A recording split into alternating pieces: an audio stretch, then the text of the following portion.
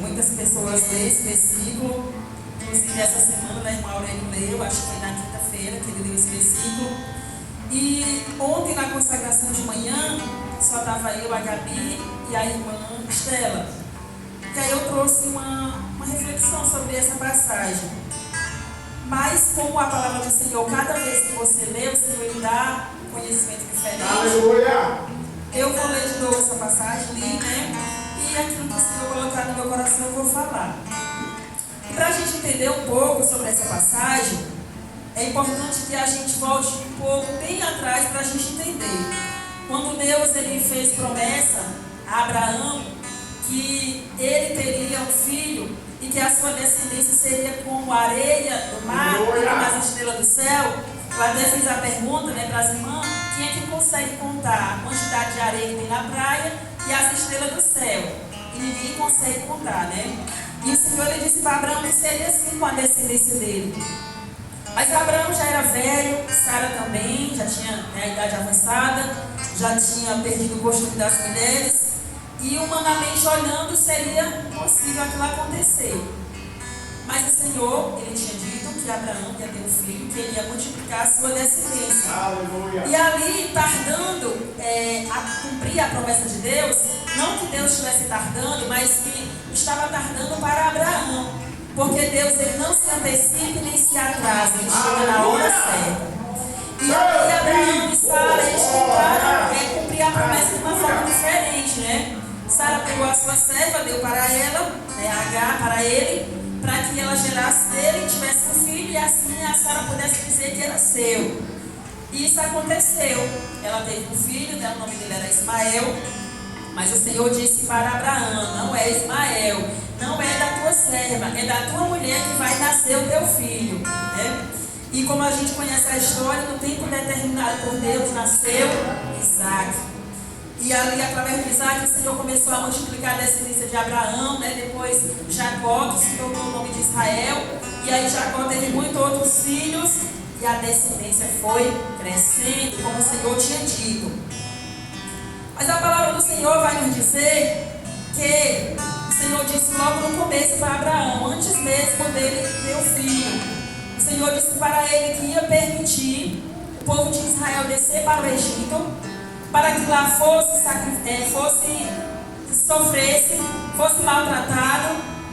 Mas o Senhor disse que da mesma forma que eles descessem para o Egito, eles também tornariam a sair de lá. E a palavra do Senhor diz que o Senhor ele permitiu, né, acontecer que José ele fosse vendido como escravo, né, os seus próprios irmãos o venderam como escravo para o Egito. E ali José, ele foi com 16 anos, né, ele foi vendido nessa idade, ele foi para o Egito e ele ficou ali. Mas Deus tinha um plano na vida de José. Deus tinha algo a fazer na vida de José, tanto que Deus deu sonhos para ele. E ali os irmãos dele invejaram, né, ficaram com inveja, dizendo que o negócio era aquele que ele ia ter que se prostrar, se curvar diante dos seus irmãos, porque eles não entendiam o trabalhar de Deus na vida de José. E ali José foi para o Egito, como os irmãos sabem a história, ali se tornou governador do Egito. Ali Deus usou de infinita misericórdia para com ele, porque a palavra diz que tudo quanto José fazia, Deus abençoava e prosperava. E ali o Senhor ele deu sabedoria a José para que ele interpretasse aquele sonho de Faraó. E José foi colocado como governador do Egito, porque Deus já estava preparando já o cenário para que a vitória viesse a acontecer. E ali quando teve aquela grande fome, aquela grande seca ali naquela terra do Egito, através da sabedoria que Deus tinha dado para José, muito mantimento foi armazenado, muitos celeiros foram construídos para que tivesse muito mantimento, para que o povo não viesse morrer, que o povo todo viesse morrer, porque a fome era muito grande. E além daquele período dessa grande fome, Israel mandou comprar mantimento algumas vezes para a sua família, até que chegou o ponto que José conheceu, né, que eram seus irmãos. E ali ele mandou buscar seu pai com toda a sua família para morar com ele ali, né? E eles ficaram ali e foi uma bênção. Mas o tempo foi passando, a nação foi crescendo. Esse rei que gostava muito de José, o qual tornou ele governador, esse faraó, ele morreu. E a palavra do Senhor diz que se levantou outro rei que não conhecia o Deus de Israel, né? E ali aquele rei, ele começou a ver que o povo estava se multiplicando, que o povo estava crescendo. E ali surgiu um pensamento no coração dele, que se aquele povo continuasse crescendo daquele jeito, eles poderiam se reunir contra Faraó e guerrear contra ele e vencer, porque a nação de Israel estava muito grande. E ali o que ele fez? Ele criou ordens para que começassem a matar os meninos que nascessem no meio do povo de Israel, não deixassem viver, para que assim a nação não se multiplicasse. Mas também é importante a gente frisar que Deus tinha feito a promessa de que mesmo o povo naquele sofrimento todo que estava, sendo maltratado, passando fome, apanhando para poder trabalhar, para poder edificar cidades para o Faraó, o Senhor ele disse que ia levantar um libertador.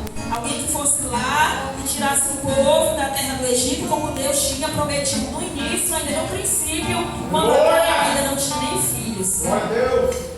E ali o Senhor ele preparou, né, Moisés nasceu, apesar de toda a perseguição do povo egípcio querendo matar, querendo jogar no Nilo, mas ali o Senhor usou de infinita misericórdia, colocou temor no coração daquelas parteiras e elas pouparam a vida de Moisés. E ali o Senhor começou a trabalhar na vida dele, até que chegou o ponto que ele matou aquele egípcio, que ele teve que sair fugindo de lá. E ele foi para o deserto, e aí depois ele se encontrou, né, com os moradores daquela localidade, se encontrou com as filhas de Jetro, e ali aconteceu que acabou que ele casou com a filha dele, teve filhos, foi pastorear também no campo, porque a palavra do Senhor diz que ela era pastora de ovelhas, e ele também foi, e ali o Senhor teve um encontro com ele. E disse para ele que ele iria tirar o povo do Egito, né? E para antecipar mais um pouquinho, assim Moisés foi e lá tirou o povo do Egito. E a palavra do Senhor diz que o próprio Deus ele endureceu o coração de Faraó por muitas vezes para que ele não deixasse o povo sair. Porque o que Deus queria fazer não era só simplesmente tirar o povo do deserto e acabar a história, não. Deus queria fazer coisas grandes, coisas para ficar marcadas em toda a história. O poder, a manifestação do poder de Deus, para que Deus ele fosse conhecido por todas as nações, que só Ele é Senhor. E aí a palavra do Senhor diz que depois de 10 pragas que o Senhor trouxe ao Egito, Faraó decidiu liberar o povo. E ali o povo ele começa a sair pelo deserto caminhando, até que o povo chega diante do Mar Vermelho, né? E é importante, irmãos, observar como aquele povo era ingrato, como aquele povo era ruim, era rebelde. Porque mesmo depois de tudo que eles sofreram no Egito, depois de tudo que eles clamaram, que eles choraram, apanharam, trabalharam forçado para servir, mas quando eles chegaram diante daquele mar, a primeira dificuldade que surgiu, eles começaram a murmurar. Olha, Moisés, foi para isso que tu trouxe a gente para cá? Para morrer aqui no meio desse mar? Por que tu não deixou a gente lá mesmo? Lá a gente tinha muita comida. Tinha alho, cebolas, abóbora, tinha carne, lá tinha tudo. Não era para a gente ter vindo, era para ter ficado lá. Começaram a murmurar. E aí Moisés olhou diante daquela situação, mas Deus disse para ele: por que clamas a mim? Diz ao filho de Israel que marche. A promessa que o Senhor tinha feito para eles era de levar eles, tirar eles do Egito e levar eles para a terra de Canaã, para uma terra rica, uma terra abundante, uma terra que emana leite e mel. E como eu falei, esse sentido de leite e mel é que a terra era muito abençoada mesmo. Lá eles iriam plantar e não teriam tanto sacrifício para colher. Os irmãos sabem que meu pai ele plantou por muito tempo, acompanhei de pequeno, ele plantava muitas coisas. E é necessário ter uma boa preparação na terra para que assim venha ter os frutos. E os irmãos sabem que normalmente é assim, né? Tem que arar a terra, tem que limpar, tem que preparar todo o canteiro, tem que botar remédio para matar, né, os insetos que surgirem que queiram comer a plantação. E tem um processo e depois de muito tempo que ali nasce, ali, né, vai dando os frutos gradativamente. Mas a terra de Canaã, a terra que o Senhor tinha prometido, ela era uma terra muito abençoada, muito próspera, que eles plantavam e eles não iam ter tanta dificuldade assim, porque a bênção do Senhor Senhor estava sobre aquele povo, sobre aquela terra. Aleluia. Aleluia. E a palavra do Senhor diz que a terra era tão abençoada que quando os espias foram lá para olhar, para trazer o relatório para Josué, para ver realmente como que era a terra, eles disseram que viram sim pessoas, né, que homens fortes, homens valentes, homens guerreiros, era como filhos de gigante, mas eles disseram também que a terra era muito abençoada. E a prova é que eles trouxeram um cacho de uva. Esse cacho de uva era tão grande que 2 homens trouxeram um cacho de uva amarrado em um pau. O cacho de uva no meio, um na frente e outro atrás, levando um cacho de uva para poder mostrar aqui, ó. E a prova de que realmente a terra ela é abençoada. E ali, dando continuidade à trajetória do povo de Israel, depois que o Senhor fez um milagre, abriu o mar, o povo passou. Quando o faraó veio atrás para ver se conseguia fazer alguma coisa, o Senhor matou tanto ele como seus soldados, seus cavaleiros que estavam com ele, todo o povo pereceu. E ali o povo continuou andando pelo deserto. E o Senhor sempre estava com as suas mãos estendidas. A palavra do Senhor diz que de dia era uma coluna de nuvem para manter o equilíbrio da temperatura, porque como os irmãos sabem, o deserto de dia é muito quente e à noite é muito frio, e à noite tinha uma coluna de fogo para também equilibrar aquela temperatura. Mas o povo era sempre assim que surgia uma dificuldade, o povo começava a murmurar. Quando faltou comida, eles pediam carne, que já estavam muito enjoados de comer maná, que queria agora carne, depois era água, e assim o povo nunca estava satisfeito. E hoje em dia, irmãos, não é diferente do nosso meio, né? Hoje em dia, muitas das vezes, nós somos ingratos, né? Nós somos ruins. Muitas das vezes, por qualquer obstáculo, qualquer situação que se levanta, a gente também quer murmurar, quer reclamar, quer deixar de buscar a presença de Deus e quer muitas das vezes até voltar lá para o Egito de novo, onde estava. Por conta de uma pequena luta, por conta de uma pequena dificuldade, de uma necessidade que se levanta nas nossas vidas. Glória a Deus. E ali o povo continuou, a palavra diz que eles passaram 40 anos no deserto.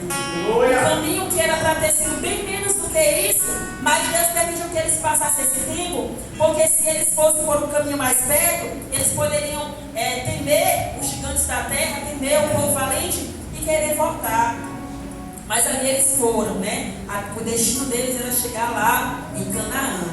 E também é interessante, irmãos, a gente frisar que naquela época que o povo estava caminhando no deserto, que Deus tinha dado as tábuas da lei, tinha dado os 10 mandamentos, eles não tinham tempo como nós temos hoje para se reunir para adorar o Senhor. Eles montavam as suas tendas no deserto, a Arca da Aliança ia com os levitas, né, com toda a comitiva de sacerdotes, e ali onde aquela nuvem parava era sinal de que o Senhor estava mandando eles parar ali, montar a tenda e ficarem ali e adorar o Senhor ali. Quando a nuvem se levantava, eles davam continuidade. Então naquela época não tinha templo móvel como nós temos hoje, eram as tendas. E também é importante a gente frisar que Deus ele tinha dado uma ordem para aquele povo. O Senhor disse para ele: quando vocês chegarem lá na terra que eu vou dar para vocês, é para vocês destruir todo morador que está lá, é para vocês matarem todo mundo, porque a isso, se vocês não obedecerem, vocês podem se corromper. Porque aquele povo era pagão, era um povo idólatra, era um povo que pegava suas crianças e matavam para oferecer aos demônios, aos deuses Moloque, Astarote e deusa Vênus. Tinha vários deuses egípcios que aquele povo adorava, e ali o Senhor disse que aquilo ali seria como um laço para eles, como uma armadilha para eles. Mas sabe o que o povo fizeram? Eles obedeceram ao Senhor, não mataram as pessoas, pouparam a vida, e ali, irmãos, aquele povo realmente se tornou como um laço, né? Faz lembrar aquela passagem que o Senhor disse para Saul que era para ele matar o rei, juntamente com o povo, com os animais, tudo que tinha naquela cidade era para ele destruir. Mas o que foi que ele fez? Poupou o rei e o melhor das vacas e o melhor das ovelhas. E ainda foi usar o argumento de dizer que era para sacrificar a Deus. E Deus disse para ele: importo-me mais com obedecer do que sacrificar. Aleluia. Glória a Deus. E acontece muito isso hoje em dia. Pessoas que só têm a preocupação de fazer sacrifícios, mas não têm a preocupação de obedecer a palavra do Senhor. E sem obediência a Deus, irmão, nada acontece. Eu posso lhe dizer com a convicção que sem obediência à palavra de Deus, à vontade de Deus, à ordem de Deus, a oração passa desse teto. Porque Deus, ele é santo e Ele requer de cada um de nós santidade, obediência.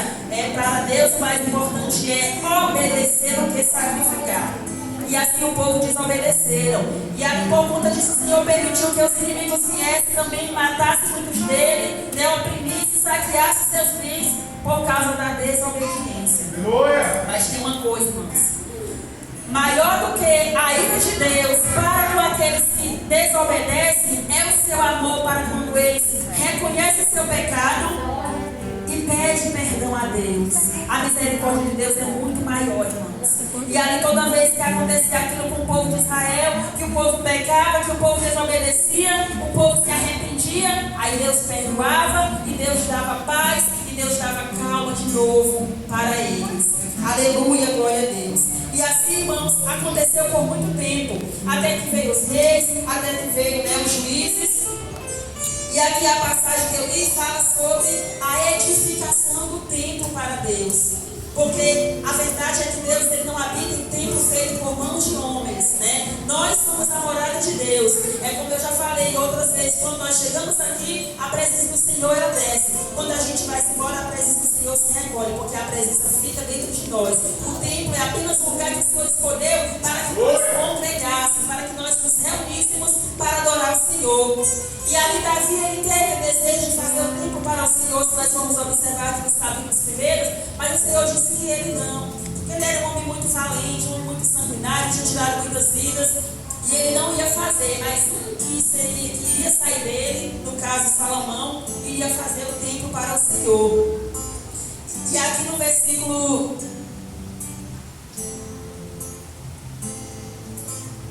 11, no capítulo 7, assim Salomão acabou a casa do Senhor e a casa do rei, e tudo quanto Salomão tentou fazer na casa do Senhor e na sua casa, prosperamente o efetuou. Aleluia, glória a Deus. Nós vimos aqui, irmãos, o agir de Deus.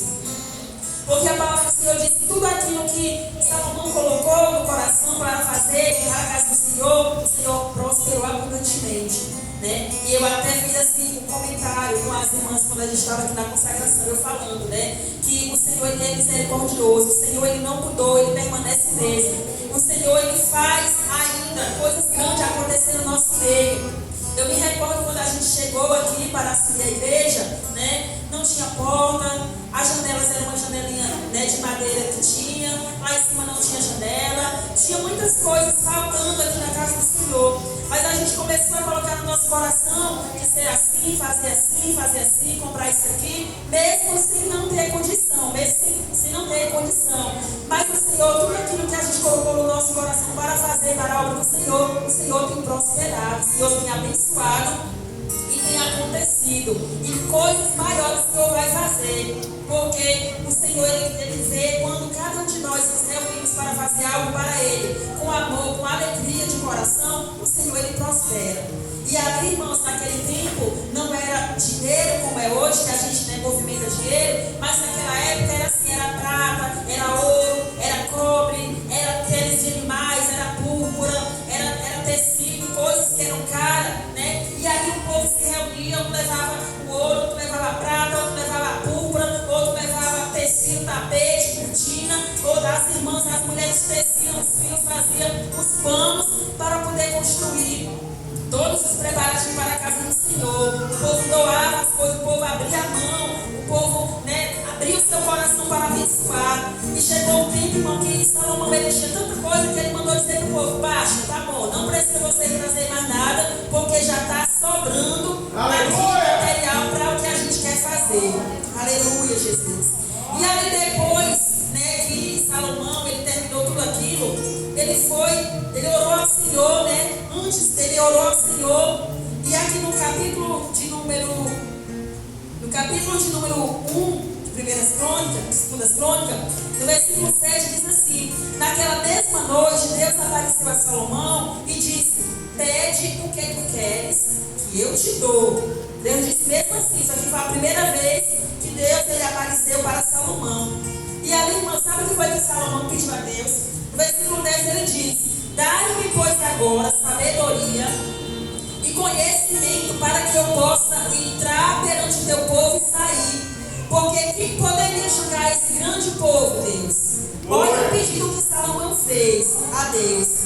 Aí no versículo 12, o Senhor diz assim: sabedoria e conhecimento te são dados, e te darei riquezas e fazenda e honra, qual nenhum rei antes de ti teve, e depois de ti não haverá. O Senhor disse para ele: olha, Salomão, como tu não me pedisse prata, nem ouro, nem riqueza, eu vou te dar sabedoria e conhecimento, mas eu vou te dar muito além do que tu pediu. Eu também vou te dar riqueza, vou te dar fazenda, vou te dar prata, ouro. Tu vais ser rico como nunca existiu antes de ti, e nem depois de ti será.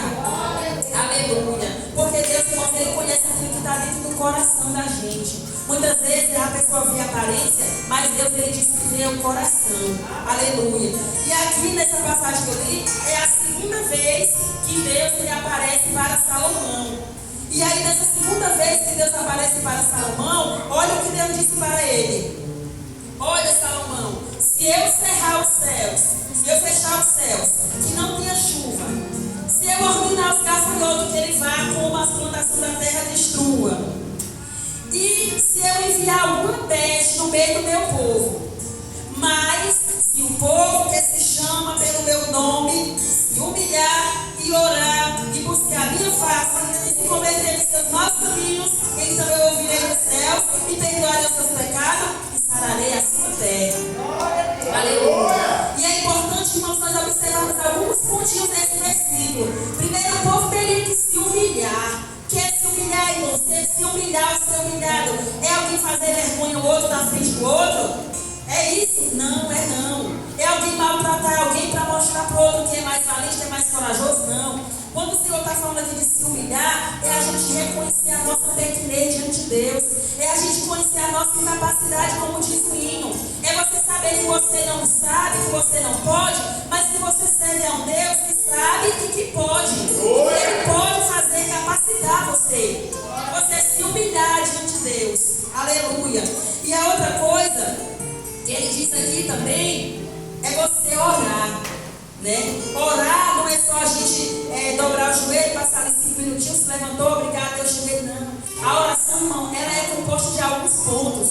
A oração, ela inclui louvor, ela inclui adoração, ela inclui clamor e ela inclui agradecimento. Você pode fazer todas essas coisas no momento que você está orando. Ser grato a Deus pelo que você tem, até também pelo que você não tem, porque Deus Ele pode mandar, certo? É você clamar não só por você, mas pelo outro que está precisando. É você louvar a Deus, engrandecer, exaltar a Deus, porque verdadeiramente Ele é. Aleluia, glória a Deus, né? Louvar a Deus, adorar a Deus, pedir e agradecer. Aleluia. É tudo isso, né? E se meu povo orar e buscar a minha face, buscar a face do Senhor não é só mandar a gente sair de casa e ir para cá, não. A gente pode buscar o Senhor em casa, no ônibus, no trabalho, aonde a gente estiver. Quando você liga a sua mente com Deus, automaticamente Deus, Ele vira o ouvido para ouvir a sua adoração, seu louvor. Independente de onde você estiver, buscar a face do Senhor. E a outra coisa que Ele diz aqui: e se converter os seus maus caminhos. Aleluia, glória a Deus. E diga uma coisa: essa palavra se converter que o Senhor está falando, não é para quem está lá fora, não, é para nós aqui. Porque, irmãos, é bem verdade que existem muitos crentes, eu falo no termo geral. Quando eu falo para nós que está aqui, eu falo no sentido da igreja do Senhor. Para nós, mas no sentido geral de todo o povo que chama-se pelo nome de Deus. Precisa se converter, irmãos. Tem muito crente que precisa se converter de novo. Precisa clamar a Deus para que o Senhor Ele restaure o primeiro amor dentro de si. Porque tem muitas pessoas que já estão acostumadas e acomodadas com o sentido do mundo, né? O movimento do mundo. Eu falo no sentido espiritual. Estão conformadas, as coisas estão acontecendo de mundo afora. O cumprimento da palavra do Senhor, as guerras, as perseguições, o esfriamento espiritual. Tem pessoas que não têm mais uma força para vir para a casa do Senhor. Tem pessoas que não têm mais desejo, já estão mortos espiritualmente. Quando a palavra do Senhor diz: desperta, tu que dorme, levanta-te dentre os mortos e Cristo te esclarecerá, isso é para crente, irmão. Tem crente morto dentro da igreja. Você está aqui, mas está só o corpo, o espírito está desligado, a alma está distante, o pensamento de Deus.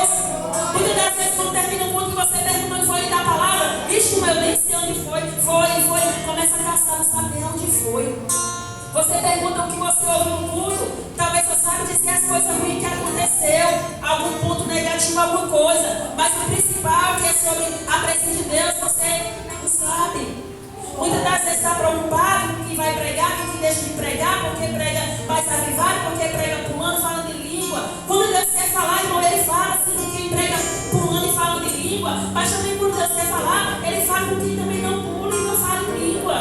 Porque Deus, ele tem suas formas de falar, seus meios de falar. Nem todo crente acorda de manhã já pulando e falando em línguas estranhas, não, irmão. Isso é um momento que você sente a presença de Deus e você se alegra e aí acontece naturalmente. Mas porque você não pula e não fala em língua, não quer dizer que o Senhor não esteja no culto, não. O Senhor, ele está assim. Quando o primeiro crente adentra essas portas, a presença do Senhor, ela desce. Aleluia. Mas sabe qual é o problema? É porque eu estou morto espiritualmente. É porque eu não estou na minha vida no espaço que Deus quer para usar. É porque o tempo que eu deveria estar lendo a Bíblia, orando, jejuando, quem sabe, eu estou falando do meu irmão, eu estou na calçada, eu estou na casa do vizinho. Aleluia. Então a culpa é minha, irmão, não é do pregador, não é da igreja, não, a culpa é minha. Se eu não buscar a presença do Senhor como Deus, como a palavra diz, eu vou morrer, eu vou perecer. Aleluia. Glória a Deus. Buscar a minha face, se converter dos seus maus caminhos, é você fazer um check-up em si, uma análise